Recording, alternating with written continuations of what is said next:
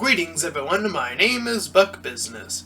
Konnichiwa, I'm Kawaii Critic, and today we are here to review My Little Ponies Season 9, Episode 15, 246 Great. So unfortunately, we have another mediocre episode going on here. So with that being said, we follow Rainbow Dash as she is tasked by Twilight Sparkle to do cheerleading for 2 random new ponies and 3 of the student 6. All of which are in the image to our right. So, unfortunately, as I mentioned, this is mediocre. Rainbow Dash doesn't give a single care as to the whole cheerleading, even though later on in the very episode, before she even learns the moral, the obvious moral, she ends up cheerleading anyways. She ends up cheering on the actual players when they play. So, unfortunately, blindness is present within, and that causes the writing to be even more mediocre. And as an equal bad part is that the student 6, all 3 of them, are also written pretty poorly in this episode, unfortunately. While Rainbow Dash is totally disinterested, the cheerleaders are they kind of feel like they're written in a just fully nagging way of like, oh, we can't do anything if we don't have a coach. It's like, I mean, you could try to do something. Sure, you might not know what that something is, but you would think with at least 2 cheerleaders that are already doing it, you could just ask them, since they seem to be the most attuned to this sort of thing. But no, it's not even, they don't even excuse it. They just keep going back and forth, and it seems like both sides are wrong, and it never comes across as, oh, we're both sorry. It's Rainbow Dash was obviously in the wrong, and Twilight set this up to begin with, which, you know, the whole Twilight setting it up thing does, I guess, kind of take away some of the stupidity in this episode, but not by much. Sure, it's a good ending, but it's a good ending to a pretty bad episode, all things considered. But when it comes to bad episodes, from time to time, I like to sometimes give my expert opinion about how to make it better. So, let's talk about 2 words that could fix this entire episode. Drumline. I'm not joking. Because, let's face the reality, if this episode was just to get a cheer out of the student 6, or at least some of them, the cheer at the end of the episode was intensely weak. It was just poorly written, and there just wasn't enough energy, and there was not enough hype around this little cheer squad. Even at the finale, it was just it's just bad. It's a bad cheer. That's all there is to it.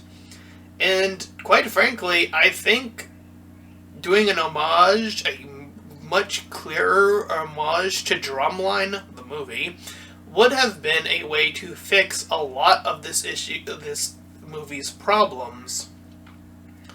It would give Rainbow Dash a more vested interest outside of, oh, she just has to care about what other people want to do. And it could also drive her weakness on top of that, which is her ego. She wants to be the competitive type, right? Well, what better way to do that than to have them, the student 6, the ones that are present in the 2 ponies, go against a competitive opponent. Or opponents, I should say. And, just to make it even more interesting, why not have it all be male characters? We haven't, you know, the show hasn't really stabbed or poked at the whole male thing in a while. And usually when they do it, they kind of do it pretty bad, but they've kind of mended their ways since then. It'd be pretty interesting to get the male characters, or at least some of them here, again in this drumline fashion where they come out, and instead of the middle episode being this practice for nobody, have the middle of the episode be like this quote-unquote main event where it's just the halftime show already. Have all the cheerleaders on Rainbow side having to do their performance, sort of bumble it like how they did, and then you could have the introduction of the male characters. You could have characters of varying creature ability here as well. You could have Gallus, you could have Sandbar being one of the ponies, you could have Spike on the drums, because we already know we can play the drums. You could have, two other younger ponies as well, just to, like, fit the size of the competitive match here. Like, 2 more characters, maybe, like, I don't know, Rumble, and maybe give him, like, a drumline cutie mark, like a drum cutie mark, after he completes his little task there, and then, say, Tender Taps, just to have another callback. So there you have your 5 male characters, and they can be led by, I don't know, whoever Rumble's older brother is. I forget his name off the top of my head, and I do apologize. But that could be the middle of the episode, having the males come out. They show how competitive they're coming at it, and again, they come at it with the drumline attitude, where they actually have various different types of drums.